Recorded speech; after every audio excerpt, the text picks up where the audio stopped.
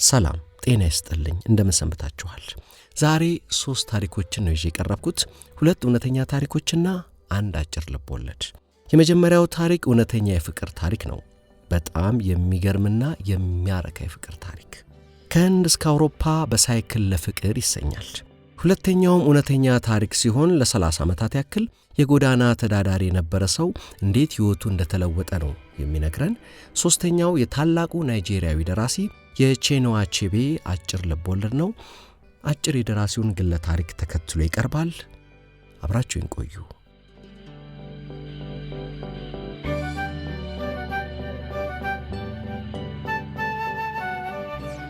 በ10 ደቂቃ ውስጥ የማንንም መልክ ምርጥ አድርጌ ስላለው የሚለው ህንዳዊ ሰዓሊ ፒኬ ማሃናንዲያ በአካባቢው ዝነኛ ነበር። አንዳንድ የኒው ዴሊ ጋዜጦችም ታሪኩን ይዘው ወጥተዋል። ጊዜው እንደ ጎርጎሮሳውያን አቆጣጠር 1975 ነበር። ቦታው በህንድ ኒው ዴሊ የኮናውት አካባቢ። ከጓደኞቿ ጋር በመኪና ከስዊድን ተነስታ በ22 ቀናት ጉዞ ህንድ የደረሰችው ቻርሎቴ ቮን ሼንቬንም ወጣቱ ሰዓሊ ዘንድ ሄደችው ይህንኑ ዝናውን ሰምታ ነበር። ምስሏን ስሎ ሲያሳያት ግን ደስተኛ አልሆነችም። በቀጣዩም ቀን ተመልሳ መጣች። ይህንኛውም ስዕል አላረካትም። በስዕሎቹ እንዳልረካች ስትነግረው እኔም ባያስደስትሽ አይገርመኝም ይላታል። እንዴት? ፒኬ ማሃናንዲያ ሳይሽ ከዓመታት በፊት እናቴ ነግራኝ የነበረው ትንቢት ታወሰኝ ይላታል። ትንቢት? የምን ትንቢት? ማሃናንዲያ በህንድ ማህበረሰብ ውስጥ የመጨረሻ ዝቅተኛ ተብሎ የሚቆጠረው የዳሊት ማህበረሰብ አባል ነው። በዚህም ሳቢያ በተለይ ሊሳለ ከከፍተኛው ማህበረሰብ አባላት ልጆች የሚሰነዘርበትን ስድብና ንቀት ማስተናገድ የቀን ተቀን ፈተናው ነበር። አንድ ቀን ብላቴናው ማሃናንዲያ በልጆቹ ስድብ አንገቱን እንደደፋ ቤቱ ሲገባ እናቱ እሱን አስመልክቶ አንድ ኮከብ ቆጣሪ የተናገረውን ትንቢት ይነግሩታል። ወደፊት አንዲት ከሩቅ አገር የምትመጣ ሴት እንደሚያገባ፣ ሴቲቱ ሀገሯ ትልቅ ደን ያላት ሙዚቃ አፍቃሪ እንዲሁም ኮከቧ ታውረስ መሆኑን። አስደናቂ ታሪኩ በቅርቡ በመጽሐፍ መልክ ለህትመት የበቃው ማሃናንዲያ እንደ ማግኔት ነበር የተሳሳብ ነው። ለምን እንደሆነ እንጃ ልክ እንዳየኋት ነው ያ ትንቢት የታወሰኝ ይላል። በስዕሌ ባትደሰች አይገርመኝም አላት ማሃናንዲያ። ምክንያቱም ሁለቱንም ጊዜ ከሙሉ ልቤ ሆኜ አይደለም የሳልኩሽ። ለመሆኑ ከየት ሀገር ነው የመጣሽው? ከስዊድን። ሀገርሽ የራስሽ ደን አለሽ? አዎን። ግን ለምንድን ነው ይህን ሁሉ የምትጠይቀኝ? አለች ቻርሎቴ። የቻርሎቴ ወላጆች ባለጸጋ የስዊድን ንጉሳውያን ቤተሰብ አባላት ናቸው። እናቴ የነገረችኝ ትንቢት አለ። ሙዚቃ ትወጃለሽ? በጣም። ፒያኖ እጫወታለሁ። ኮከብሽ ምንድን ነው? ታውረስ። በጣም ተገርሞ እናቱ ነግረውት የነበረውን ትንቢት ይነግራታል። ደመነፍሴ የነገረኝ ትክክል ነበር። ደግሞ እኮ እንደ ማግኔት ነበር የተሳሳብ ነው ሲል የሚያስታውሰው የያኔው ወጣት የአሁኑ የ64 ዓመት አረጋዊ ማሃናንዲያ ቤተሰቦቹን ሊያስተዋውቃት ወደ ትውልድ መንደሩ ይዟት ሄደ። ወደ ትውልድ መንደሩ ይዞኝ ሲሄድ በዛውም የኮናራክን ቤተ መቅደስ አስጎበኘኝ። በጣም ይገርማል። በቤተ መቅደሱ ግድግዳዎች ላይ የተቀረጸው የሰረገላ ጎማ ምስል ለንደን ባለው ትምህርት ቤቴ ግድግዳ ላይ ተሰቅሎ አይቼዋለሁ። ያኔ ምን እንደሆነ አልገባኝም ነበር። አሁን ግን እነሆ እዚህ ቤተ መቅደስ ግድግዳ ላይ ያየሁት ነው። ማሃናንዲያ ወላጆቹን አስተዋውቋት እዛው በመንደሪቱ ባህል መሰረት ሁለቱ ፍቅረኛሞች ተጋቡ። ከዛም ብዙም ሳትቆይ ሙሽሪት ወደ ሀገሯ ስዊድን ለመሄድ ተነሳች። ከዛ በፊት ግን ማሃናንዲያን ቃል አስገባችው። በጨርቃ ጨርቅ ምርቶቿ የምትታወቀው የስዊድኗ ከተማ ቦራስ ድረስ መጥቶ እንዲያገኛት። ስዊድን ከተመለሰች በኋላ ከዓመት ለሚበልጥ ጊዜ ደብዳቤ መጻጻፉን ቀጠሉ። ማሃናንዲያ ወደ ስዊድን መሄድ ፈልጓል። ቢሆንም ግን የአውሮፕላን ትኬት መግዣ ገንዘብ ስለሌለው ያለውን ዕቃ ሁሉ ሻሽጦ ብስክሌት ገዛ። ከዛም ጉዞውን ጀመረ። እንደ ጎርጎሮሳውያን አቆጣጠር በጥር 22 ቀን 1977 ከህንድ ኒው ዴልሂ ተነሳ። በቀን 70 ኪሎ ሜትር እየነዳ ቻርሎቴ ከአውሮፓ ወደ ህንድ የመጣችበትን የመንገዴው መንገድ ወይም ሂፒ ትሬል የሚሰኘው መንገድ ተከትሎ ወደ አውሮፓ በብስክሌት ጋለበ። እንደ ጎርጎሮሳውያን አቆጣጠር በ1950ዎቹ አጋማሽ አንስቶ እስከ 1970ዎቹ መጨረሻ ድረስ አዲስ ነገር ፈላጊው የአውሮፓ ወጣት ትውልድ ወደ ምስራቁ ዓለም በመኪና የተጓዘበትን ይህን መንገድ ተከትሎ ነው ወጣቱ አርቲስት ከሚወዳት ቻርሎቴ ጋር ለመገናኘት ከህንድ ወደ ስዊድን በብስክሌት የጋለበው። ማሃናንዲያ የያኔው ዓለም ልዩ ነበረች ይላል። ለምሳሌ ያክል አብዛኞቹ ሀገሮች ለመግባት ቪዛ አያስፈልግም ነበር። ሰውም እንደኔ አይነት ተጓዥ ጋር የሚያሳልፈው ጊዜ ነበረው። የያኔው አፍጋኒስታን እርግት ያለች ውብ ሀገር ነበረች ይላል ማሃናንዲያ። ሰውም የጥበብ አፍቃሪ ነበር። አብዛኛው የአገሪቱ ክፍልም ሰው አይኖርበትም ነበር። ምንም ገንዘብ ባይኖረኝም ኪነት ደረሰችልኝ የሚለው መሃናንዲያ ሰዎችን እየሳለ አንዳንዱ ገንዘብ ሌላው ደግሞ ምግብና ማደሪያ እየሰጠ ጉዞውን ቀጠለ። አፍጋኒስታን ውስጥ ብዙ ሰው ሂንዲ ይችል ነበር። የቋንቋ ችግር የገጠመኝ ኢራን ስገባ ነው። ግን ደግሞ ፍቅርና ኪነ ጥበብ ዓለም አቀፋዊ ቋንቋዎች አይደሉ? ኪነት መግባቢያ የሆነች ሁሉንም በደስታ አሳለፍኩት ይላል። ጉዞ አላደከመህም ነበር ብለው ሲጠይቁት እግሮቼ ዝለው ነበር ይላል። ቢሆንም ግን ቻርሎቴን የማግኘቱ እንዲሁም አዳዲስ አካባቢዎችን የማየት ጉጉቴ ወደፊት እያንደረደሩኝ ቀጠልኩ። ከ4 ወራት የብስክሌት ጉዞ በኋላ በኢስታንቡልና ቪየና በኩል አውሮፓ ደረሰ። ባቡር ተሳፍሮ የጀርመኗ ጉተንበርግ ከተማ ከዚያም ስዊድን ደርሶ በናፍቆት ተጠብቀው ከነበረችው ቻርሎቴ ጋር ተገናኘ። አውሮፓ ውስጥ የገጠመውን ፈጽሞ ያልጠበቀውን የአዲስ ባህል ንዝረት እንደምንም ተቋቁሞ የቻርሎቴን ቤተሰቦች ለመማረክ እንደምንም ተፍገምግሞ በስተመጨረሻ ስዊድን ውስጥ መሃናንዲያና ቻርሎቴ በአውሮፓ ሕግ ፊት ዳግም ተጋቡ። ቻርሎቴን የዛሬ 42 ዓመት ስንገናኝ እንደምወዳት ያክል ነው ዛሬም የምወዳት የሚለው መሃናንዲያ አሁንም በሰዓሊነት ነው የሚሰራው። ከዛን ጊዜ ጀምሮ በኖሩባት ስዊድን ውስጥም 2 ልጆች አፍርተዋል። ገንዘብ የለኝም እና ደግሞ የምወዳትን ልጅ ማግኘት ነበረብኝ። ስለዚህም በብስክሌት ከህንድ አውሮፓ መሄዴ ምንም አይገርምም። ለፍቅር ስል ከህንድ አውሮፓ ድረስ ብስክሌት ነዳሁኝ እንጂ የብስክሌት መንዳት ፍቅር እኔ ጨርሶ አልነበረኝም።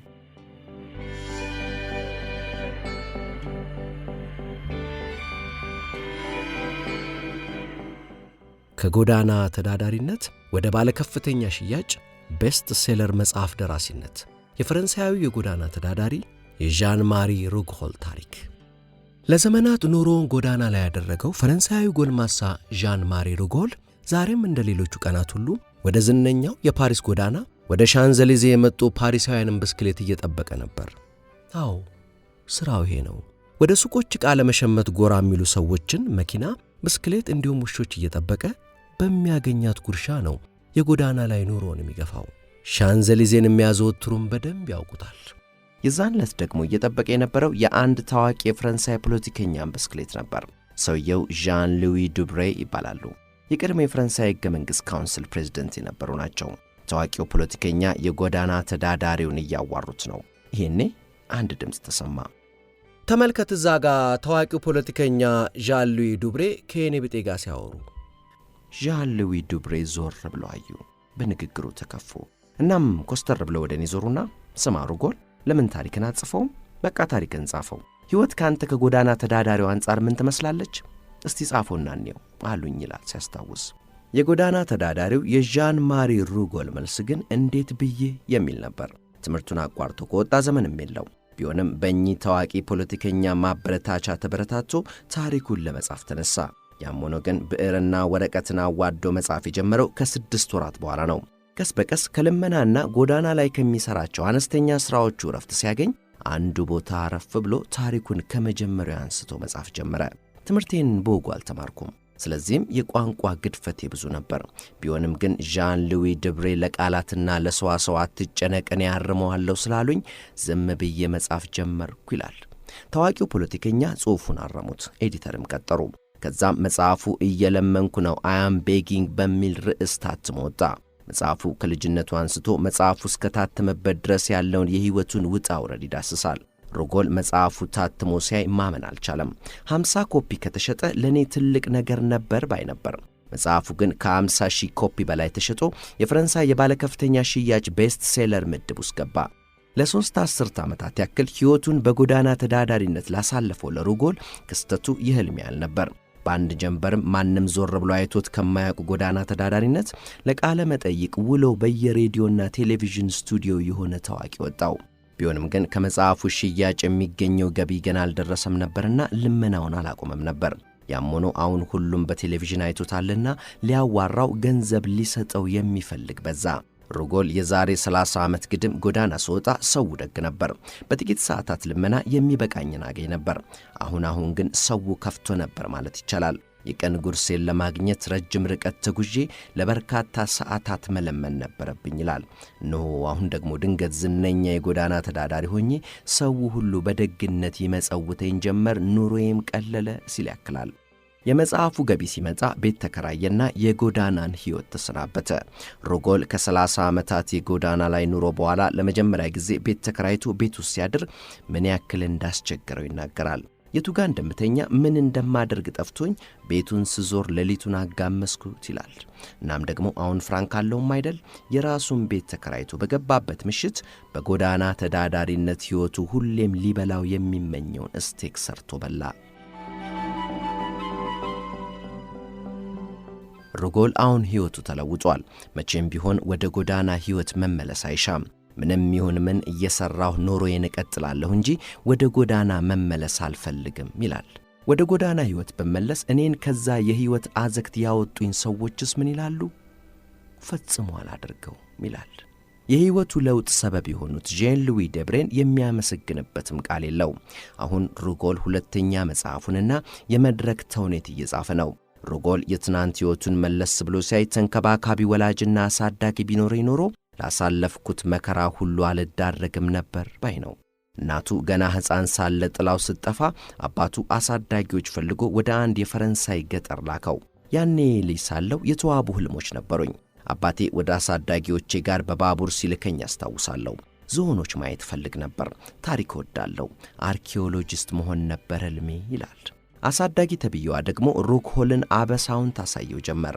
ምግብ አትሰጠውም። ብቻውን ጨለማ ቤት ውስጥ ትቆልፍበታለች። በደሉ ሲበዛበት በ12 ዓመቱ አባቱ ጋር ተመለሰ። አባቱ ብሶ ጠበቀው። የአልኮል ሱሰኛው አባቱ በጠጣ ቁጥር ይደበድበዋል። ትምህርቱን አቋርጦ ጎዳና ወጣ። ከዚያ በኋላ ያለው ምኑ ይነገራል? የኑሮ አረንቋ ውስጥ ተዘፈቀ። በፈረንሳይ ሕግ አንድ ሰው የመኖሪያ አድራሻ ከሌለው ሥራ መቀጠር አይችልም። የመኖሪያ አድራሻ ይኖረው ዘንድ ደግሞ ቤት ሊከራይ አላም የሚያስጠጋው ሰው መኖር አለበት። እሱ ደግሞ ማንም የለውም። ቤት ለመከራየት ደግሞ ገንዘብ ያስፈልገዋል። ገንዘብ ለማግኘት ደግሞ ሥራ መስራት አለበት። ሥራ እንዳይቀጠር ደግሞ ቤት የለው፣ አድራሻ የለው። ቤት በኩል በዚህ ላይ ደግሞ እዚያው ጎዳና ላይ ሳለ መታወቂያውን ተሰረቀ። እኛን አረጋዊ ፖለቲከኛ እስኪጥልለት ድረስ ለይቶለት የጎዳና ተዳዳሪነቱን ተያያዘው ለ30 ዓመታት ያክል።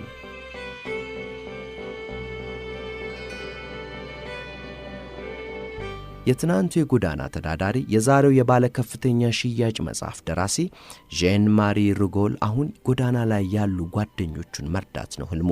የጎዳና ላይ ሕይወትንም ለ3 አስርት ዓመታት ያክል ያውቋልና ጎዳና የወጣ ሰው ላይ መፍረድ አይገባም ይለናል። ማንም ቢሆን መውደቂያውን እርግጠኛ መሆን አይችልም። የትልቅ ድርጅት አስተዳዳሪም ቢሆን የጎዳና ተዳዳሪ ሊሆን የሚችልበት አጋጣሚ አለ። እናም ዋናው ነገር አለመፍረድ ነው። እናም ሰብአዊ ግንኙነት ማዋራት። ሳንቲም እንኳ ባትሰጧቸው አዋሯቸው። ቀላል ይመስላል ግን አይደለም ይለናል ዣን ማሪ ሩጎል። ቀላል ይመስላል ግን አይደለም።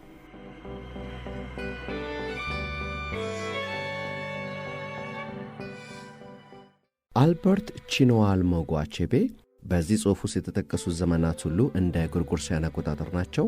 ኖቨምበር 16 ቀን 1830 ዓ.ም በምስራቃዊቷ የናይጄሪያ ግዛት ኢግቦላንድ ኦጊዲ ከተማ ውስጥ ከ6 ልጆች መካከል 5ኛ ሆኖ ነው የተወለደው።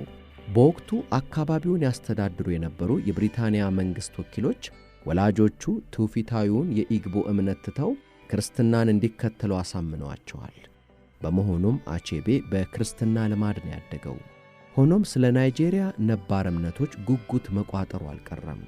በመንግሥታዊ የኡሙሃያ ኮሌጅ ከመማሩም ባለፈ ከኢባዳን ዩኒቨርሲቲ ኮሌጅ በ1954 ዓመተ ምህረት ተመርቋል። ጆሴፍ ኮንራድን የመሳሰሉ ስመጥር ብሪታንያዊ ደራሲያን ስለ አፍሪካ የከተቧቸውን ስነ ጽሑፋዊ ድርሳናት ባነበበ ቁጥር ክፍት ይለው ነበር። አውሮፓውያኑ ስለ አፍሪካውያኑ የሚያቀርቡት ገለጻ ተደጋግሞ ልክነት ከማጣቱም በላይ ገጸ ባህሪ አቀራረጻቸውም ቅያሜን የሚፈጥር አይነት ይሆንበታል። ስለዚህም በ1959 ዓመተ ምህረት በናይጄሪያ የዜና ማሰራጫ ተቋም በሚሰራበት ወቅት የመጀመሪያ ልብ ወለዱን ቲንግስ ፎል አፓርትን ጽፎ አሳተመ። መጽሐፉ ወዲያውኑ ዓለም አቀፋዊ ዝና ተንቸራፈፈለት። በተከታታይም በ1960 ኖ ሎንገር አቲስ፣ በ1964 ደግሞ አሮ ኦፍ ጋድ የተባሉ ሥራዎቹን እንካችሁ አለ። በእነዚህ ክታቦቹ ነባሩ የአፍሪካ ባህል ከምዕራብ ቀመሱ ዘመናዊነት ጋር የተጋባውን ግጭት ያሳያል። በ1960ዎቹ አጋማሽ ናይጄሪያ የነጻነት ወረቷ ተንጠፍጥፎ እያለቀ መራር እውነቷ እየገጠጠ መጣ። እርስ በርስ መናናቁና መጨቋቆኑ አይደበቅ ሆነ። በዚህ ወቅት ማለትም በ1966 የአንድ አጭበርባሪ የአገሪቱ ፖለቲከኛን ውጣ ወረዶች የሚያትተውን ኤማን ኦፍ ዘ ፒፕልን ጻፈ። አቼቤ ፖለቲካ ነክ ጽሑፎችን ከማሳተም በዘለለ በፖለቲካው መልክዓ ምድር ውስጥ ቀጥተኛ ተሳትፎም ነበረው።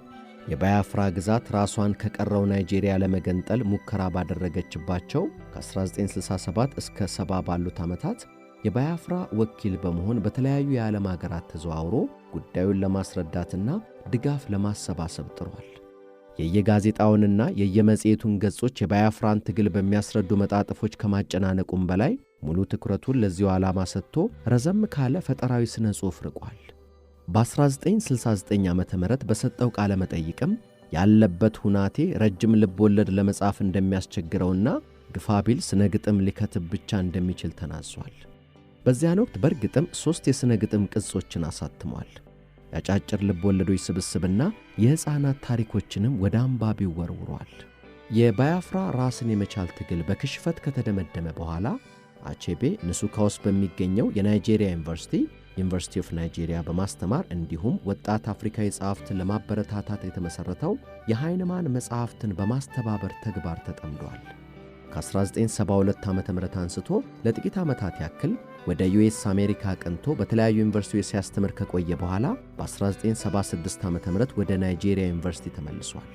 አቼቤ በአገሩ የፖለቲካ እንቅስቃሴ ውስጥ በነቢብም በገቢርም ተሳትፎን ያልሰሰተ ደራሲ ነበር።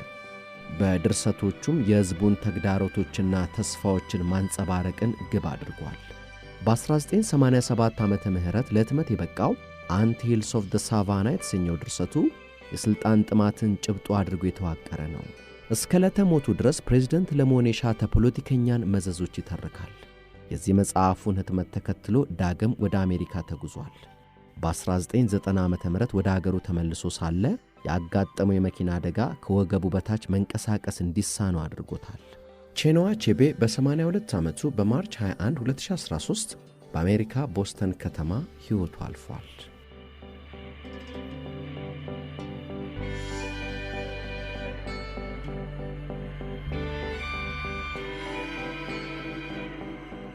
የውርስ መንገድ በቺኔዋ አቼቤ ትርጉም በስምዖን ወንዲራድ።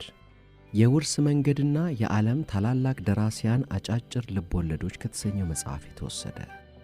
የውርስ መንገድ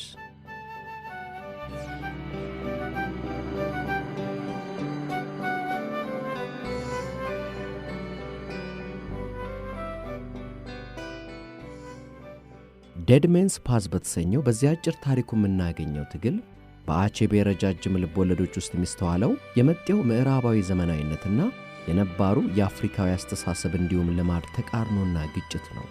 ድርሰቱ ለመጀመሪያ ጊዜ የታተመው በ1953 ዓመተ ምህረት ነው።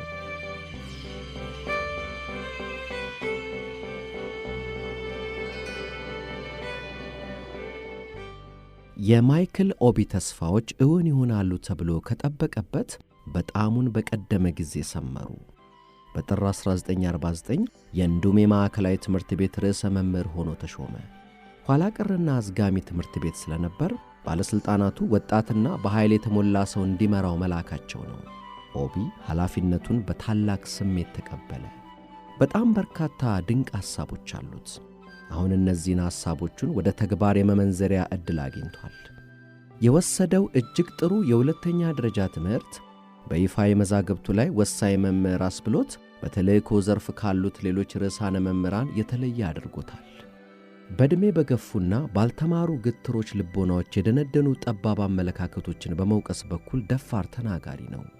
መልካም ሥራ እንሠራበታለን አይደለም እንዴ ሲል ወጣት ሚስቱን ጠየቀ። የእድገቱን አስደሳች ዜና እንደሰማ የአቅማችንን ሁሉ እናደርጋለን አለች። ውብ የአትክልት ስፍራዎች ይኖሩናል። ከዚያም ሁሉም ነገር ዘመናዊና አስደሳች ይሆናል። በትዳራቸው 2 ዓመታት እርሱ በዘመናዊ ስልቶች ባለው ጥልቅ ስሜትና ኦኒትሻ ገበያ ውስጥ ነጋዴ ቢሆኑ በሚሻላቸው እነዚህ ያረጁ ያፈጁ አስተማሪዎችን ንቀት ሙሉ በሙሉ ተለክፋለች። ወዲያውኑ ራሷን የወጣቱ ርዕሰ መምህር የተደነቀች ሚስት አድርጋ መመልከት ያዘች። የትምህርት ቤቱ ንግሥት። የሌሎቹ መምህራን ሚስቶች እርሷ በያዘችው ስፍራ በቅናት እረረድብን ይላሉ። በሁሉም ነገር ላይ ወረትና የጊዜው ፈሊጦ ነው የሚገነው ልማድ ሁሉ ከእርሷ የሚኮረጅ ይሆናል። ከዚያ እንደ ድንገት ሌሎች ሚስቶች ላይኖሩ እንደሚችሉ ተገለጠላት። በተስፋና በስጋት መካከል እየዋለለች ባሏን ጭንቀት በሰነገው ፊቷ እያየች ጠየቀችው። ባልደረቦቻችን ወጣቶችና ላጤዎች ናቸው፣ ለዚህች ጊዜ ብቻ ባልተጋራችው የስሜት ግለቱስ ሆኖ መለሰላት። ይህም መልካም ነገር ነው። ቀጠለ። ለምን አለችው። ለምን መሰለሽ? ሁሉንም ጊዜያቸውንና ጉልበታቸውን ለትምህርት ቤቱ ይሰጣሉ። ናንሲ ቅዝዝ አለች። ለጥቂት ደቂቃዎች ያክል ስለ አዲሱ ትምህርት ቤት ጥርጣሬ ገባት። ነገር ግን እንዲያ የሆነው ለጥቂት ደቂቃዎች ያክል ብቻ ነው። የእርሷ ግላዊ ክፉጣ የባሏን ግሩም ዕድል ከማየት አልገደባትም። ወንበር ላይ እጥፍ ብላ እንደተቀመጠች አየችው። ትከሻው ጎበጥ ብሎ ደካማና በቀላሉ ተሰባሪ መስሏል። ነገር ግን አንዳንዴ በድንገተኛ የአካላዊ ጥንካሬ ፍንዳታ ሰዎችን ያስገርማል። አሁን ባለው አቋቋሙ ግን ሁሉም አካላዊ ብርታቱ ከጥልቅ ዓይኖቹ ማዶ ሸሽቶ የተደበቀና እጅግ የተለየ ሰርጎ የመመልከት አትክሮትን ያላበሰው ይመስላል። ገና 26 ዓመቱ ነው፣ ግን 30 ወይንም ከዚያ በላይ ዓመት የሞላው ይመስላል። በጥቅሉ መልከ መልካም አይደለም አይባልም። ለሐሳብ ሳንቲም ማይክ አለች ናንሲ ከቆይታ በኋላ ከሴቶች መጽሔት ላይ ያነበበችውን ያነጋገር ፈሊጥ እየቀዳች። ለእነዚህ ሰዎች ትምህርት ቤት እንደምን መመራት እንዳለበት የምናሳይበት እንዴት ያለ ግዙፍ ዕድል እንደገጠመን እያሰብኩ ነበር። ኑዱማ በየትኛውም መለኪያ ኋላ ቀር ከመባል የማያመልጥ ትምህርት ቤት ነው። አቶ ኦቢ ሙሉ ሕይወቱን ትምህርት ቤቱ ላይ አፈሰሰ። ሚስትም እንደዚያው። ሁለት ዓላማዎች ነው የነበሩት። ጥራቱን የጠበቀ ትምህርት ግድ ይላል። እናም የትምህርት ቤቱ ግቢ ወደ ውበት መናገሻነት መቀየር አለበት። ናንሲ የምታልማቸው የአትክልት ስፍራዎች ከዝናቡ መምጣት ጋር እውን ሆኑ። ማራኪ የሂቢስከስና አላማንዳ ተክሎች በአጥር መልክ ተደርድረው የትምህርት ቤቱን ግቢ ከሌላው ተራ አካባቢው ቁጥቋጦ ለዩት። አንድ ምሽት ኦቢ የሥራውን ውጤት በማድነቅ ላይ ሳለ ግን አንዲት የመንደሩ አሮጊት ወደ ግቢው ጥሰው ገብተው በማሪጎልድ የአበባ መደብና የአትክልት አጥር ላይ ሲያልፉ ተመልክቶ ተሰቀጠጠ። ወደ ቦታው ሲቀርብ በትምህርት ቤቱ ውስጥ አልፎ ወደ ሌላኛው ጎን የሚያደርስ አሁን ግልጋሎት መስጠት ያቆመ የእግር መንገድ ፈዛዛ ዱካዎችን ማየት ቻለ። በጣም ነው የሚገርመኝ አለ በስፍራው 3 ዓመታትን ላሳለፈ መምህር። ይህንን መንገድ እንዲጠቀሙ ለመንደረተኞቹ መፍቀዳችሁ አስገራሚ ነው። ጭንቅላቱን ነቀነቀ። መንገዱ አለ መምህሩ ይቅርታ በሚጠይቅ ቅላጼ ለእነሱ በጣም አስፈላጊ መሆኑ ታይቷል። ምንም እንኳ ያንን ያክልም ግልጋሎት ላይ ባይውልም የመንደሩን ቤተ መቅደስ ከቀብር ስፍራቸው ጋር ያገናኛል። ታዲያ ያ ከትምህርት ቤቱ ጋር ምን ያገናኘዋል? ርዕሰ መምህሩ ጠየቀ። እርሱን እንኳን አላውቅም መለሰ ተጠያቂው ትከሻውን እየሰበቀ። ነገር ግን ከጥቂት ዓመታት በፊት ልንዘጋው ስንሞክር ትልቅ አተካሮ ተነስቶ ነበር። ያ ከተወሰነ ጊዜ በፊት ነው። አሁን ግን ጥቅም ላይ አይውልም አለ ኦቢ ትቶት እየሄደ። በሚቀጥለው ሳምንት የመንግሥት የትምህርት ጽሕፈት ቤት ባለሙያው ትምህርት ቤቱን ለመገምገም ሲመጡ ይህን ምን ሊሉት ነው?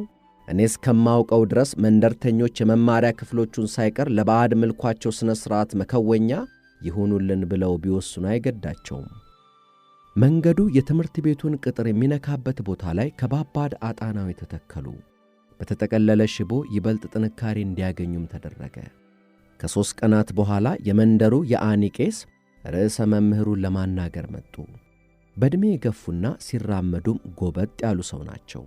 በሙግት ውስጥ አዲስ ነጥብ በሰነዘሩ ቁጥር አጽንዖት ለመስጠት ጠንካራ የመደገፊያ ዱላቸውን መሬት ላይ መታ መታ የማድረግ ዝንባሌ ያላቸው።